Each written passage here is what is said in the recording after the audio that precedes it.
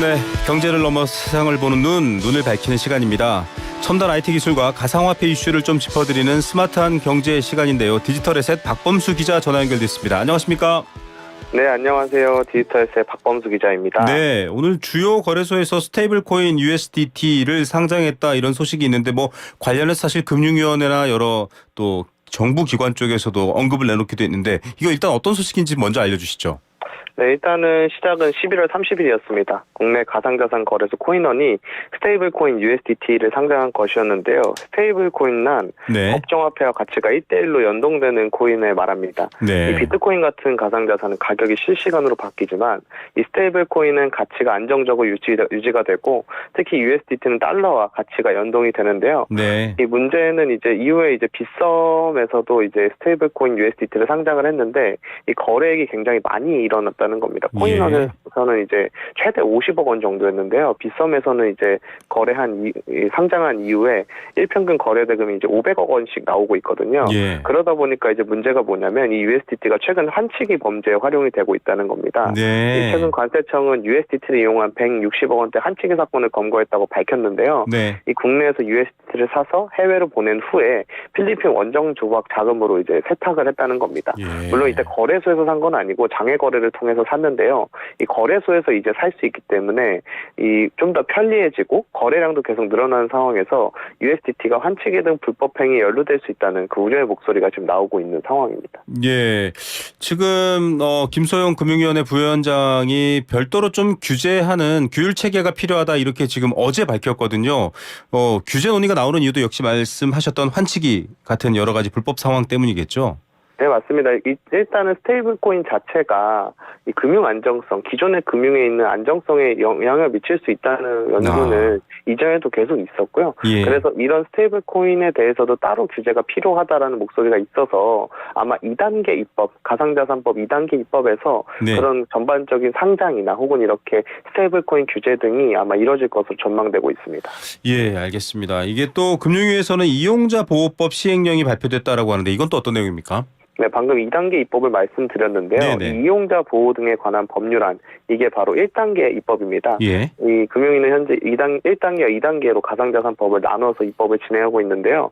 일단 불공정 거래 행위 같은 이용자를 보호하기 위한 그 조항을 먼저 만들자는 취지인데요.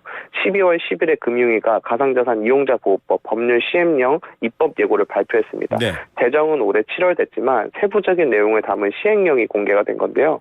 주요 내용은 이렇습니다. 일단 가상자산 정의에서 중앙은행이 만드는 CBDC 그리고 네. 대체 불가능 토큰 NFT가 빠졌고요. 예. 예치금 관리 주체가 은행으로 정해졌고 이제 고객이 코인 투자를 목적으로 은행에 맡긴 현금의 이자를 고객이 이제 받게 됩니다. 예. 또 거래소가 임의로 입출금을 중단할 수 없게 되고 자본시장처럼 미공개 중요정보 기준에 대한 내용도 담기면서 앞으로 이제 내년 7월에 시행될 이용자 보호법에 대한 세부 내용이 담긴 건데요. 이제 이 법이 좀 제정이 되다 보니까 앞으로 더 가상자산 업계에 미칠 영향도 좀 주목을 받고 있는 상황입니다. 예. 사실은 많은 분들이 지금 방송 들으시는 분들 중에는 코인이 뭐야 아직도 이러시는 분들도 있을 텐데 이게 탈중앙 또 익명성 분산식 이런 여러 가지 P2P 기술이 적용된 암호 화폐인데 이게 규제 영역을 안에 들어오느냐도 사실 논란이었잖아요. 지금 설명해 주신 것들이 보호가 필요한 부분이긴 한데 이게 좀 시장과는 어떤 상호관계가 있을지도 궁금한 측면이 있고요.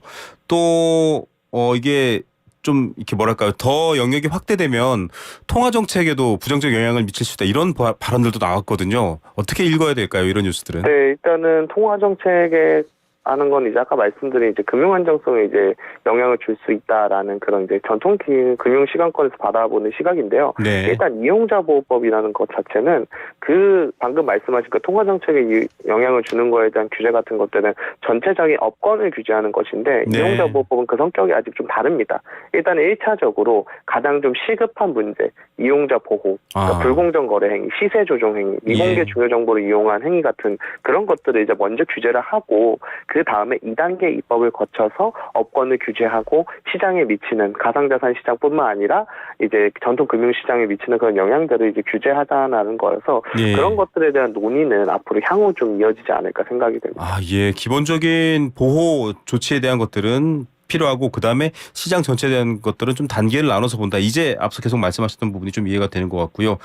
코인원 상장 비리 사건 지금 항소심도 시작되고 있잖아요. 이건 어떻게 돼가고 있습니까? 네, 이 4명의 이제 26억 원의 상장 뒷돈이 오간 코인원 상장 비리 사건, 이제 피의자가 4명인데요. 네. 그에 대한 항소심이 12월 14일 시작됐습니다. 이날 좀 주목을 받았던 건 증인 채택에 관련된 내용이었는데요. 예. 서울 남부지법 항소 형사 1부는 배임 수증죄 등 혐의로 기소된 코인원 전 직원 2명과 상장 브로커 2명에 대해서 첫 공판에서 이 상장 브로커 김 씨의 요청대로 이 차명훈 코인원 대표를 증인으로 채택할 계획이라고 밝혔습니다. 네. 이 차명훈 대표가 증인으로 신청된 이유는 아까 말씀드린 그 시장 조성 행위, 즉 이걸 MM이라고 부르는데요. 네. 이게 코인원의 업무를 방해했다라는 혐의를 상장 브로커 김 씨가 받고 있는데 그 혐의를 다퉈보자는 이제 취지에서 그렇게 된 겁니다. 이 차 대표가 법정에 증인으로 나오면 코인원이 이들의 MM 행위로 과연 피해를 입었는지 등에 대해서 네. 법정에서 공식 입장을 밝히게 되는 건데요. 이 주요 원화마켓 거래소가 상장 비리에 연루된 사건이고 1심에서 실형이 또 선고된 사건이기 때문에 네. 항소심도 앞으로 주목을 받을 것으로 보입니다. 예, 징역 4년, 징역 3년 6개월 이렇게 선고됐습니다. 이게 고도의 준법성이 필요한 직무다 이렇게 해서 지금 하고 있는데 항소심에서도 여러 가지 얘기들이 오고 가고 있는 상황이군요. 자, 주요 거래소에서 위믹스 재상장 소식도 나타났습니다. 이 재상장도 있군요. 이건 또 업계에 관심이 많다고 하는데 어떤 이유입니까? 네, 일단은 시작은 코빗이었습니다. 네. 12월 6일에 위믹스 재상장 소식을 알렸는데요. 이 재상장 일자는 12월 8일이었고요. 그리고 2위 거래소인 아까 언급했던 빗썸도 12월 12일 위믹스 재상장 소식을 알렸습니다.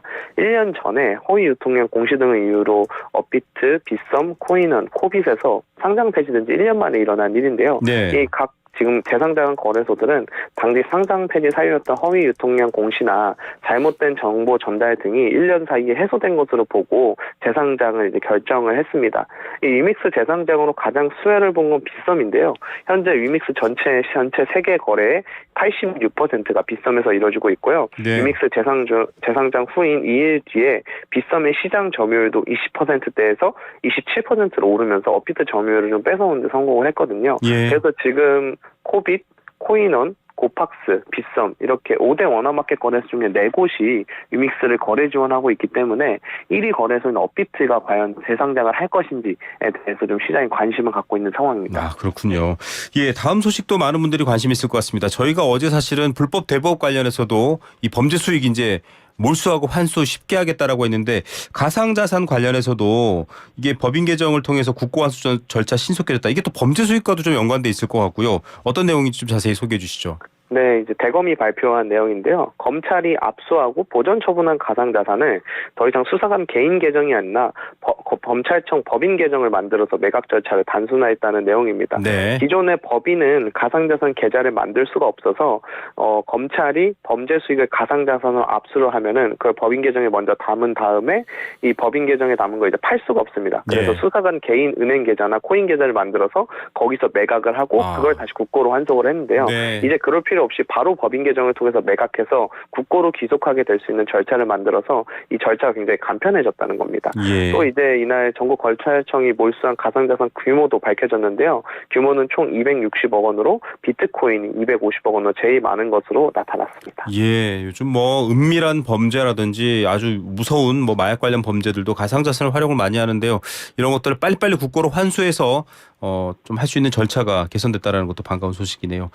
자, 스마트폰, 태블릿 PC 충전 포트 C타입으로 통일했다는 게 지금 얘기가 나와 있는데 이거 사실은 여러 개 막 라인이 복잡하고 그랬잖아요. 이거 통일되면 좀 좋은 것 같기도 한데 어떤 내용입니까? 네, 일단은 좋은 게 맞습니다. 왜냐하면 일단 먼저 불편함이 많았기 때문인데 네. 이 전자신문 보도에 따르면 박찬대 더불어민주당 의원이 발의한 방송통신발전기본법 개정안 국회 통과가 지금 임박한 상태입니다. 네. 이 법안은 무슨 내용이냐면 스마트폰과 태블릿 PC의 충전 포트를 USB-C 타입으로 통일하자는 내용인데요. 네. 말씀하신 것처럼 이용자 편의를 높일 수가 있겠죠. 왜냐하면은 그동안 뭐 아이폰 같은 경우에는 충전 단자가 달랐기 때문에 네, 라이트닝 하나의 뭐 이런 포트로 거죠. 그렇게 할 수가 없다 보니까 네. 발편함이 있었는데 그걸 해결할 수 있고 또 환경 문제로 봤을 때 불필요한 충전기 낭비를 또 줄일 수가 있다는 취지입니다. 네. 이 방금 말씀드린 것처럼 아이폰 일부 모델은 이제 자체 포트를 라이트닝 포트 같은 걸 유지하고 있는데요. 네. 이 법안이 통과가 되면 그런 제품들은 일단 수입이 제한이 됩니다. 예. 이게 우리나라에만 있었던 것은 아니고 유럽연합도 2024년부터 전자기기 등의 USB-C 타입 통일을 의무화하는 등 전 세계적으로 이런 움직임이 나타나고 있어서 환경 문제와 편의성 문제를 위해서 해결하기 위해서 이런 움직임이 좀 나타나고 있는 것 같습니다. 예, 뭐 자사 제품의 어떤 생태계 때문인지 모르겠습니다만 뭐 이 제품 브랜드가 다르다고 해서 여러 가지 또 충전기를 여러 개 갖고 있어야 되는 불편 해소된다라는 거 정말 반가운 소식입니다. 그리고 트위치가 한국에서 철수한다고 합니다. 인터넷 방송하시는 분들도 굉장히 관심이 높을 것 같은데요. 네, 연합뉴스 등 보도에 따르면 글로벌 게임 스트리밍 플랫폼 트위치가 한국에서 철수를 합니다. 이유는 망 사용료 때문이라고 밝혔는데요. 네. 한국의 망 사용료가 다른 국가들보다 지나치게 비싸기 때문에 더 이상 운영을 유지할 수 없다라는 취지였습니다. 트위치는 망 사용료가 이제 증가하다 보니까 비용을 아끼기 위해 화질 제한 등의 조치도 취했지만 이제 운영을 더 이상 유지할 수 없다고 판단해서 한국 시장에서는 내년 2월부터 철수한다고 밝혔습니다. 문제는 이제 트위치에서 방송을 하고 있는 한국 스트리머들인데요.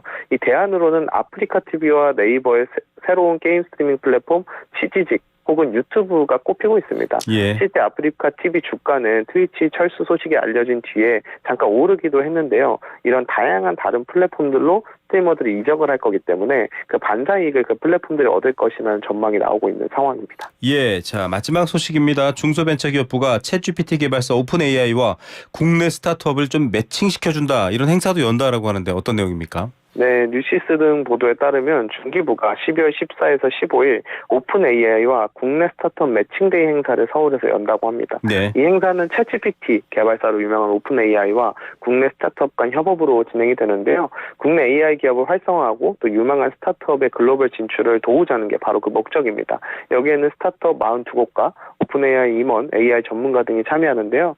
첫날에는 신청한 220곳 중에 오픈 AI 임직원 서면 평가를 통과한 42곳이 발표 평가를 진행을 하고요. 둘째 날에선 또 평가 과정을 거쳐서 그중 14곳을 선정합니다. 그렇게 본선에 진출한 14곳은 이제 오픈 AI 방문과 개발자 미팅을 하게 되고 최종 협업 기업으로 선정되면 자금 지원도 받게 되면서 이런 유명한 스타트업 AI 분야에서 키워보자는 그런 행사가 진행이 될 예정이라고 합니다. 네, 오늘 소식 여기까지 듣겠습니다. 감사합니다. 네, 감사합니다. 디지털 에셋 박범수 기자였습니다.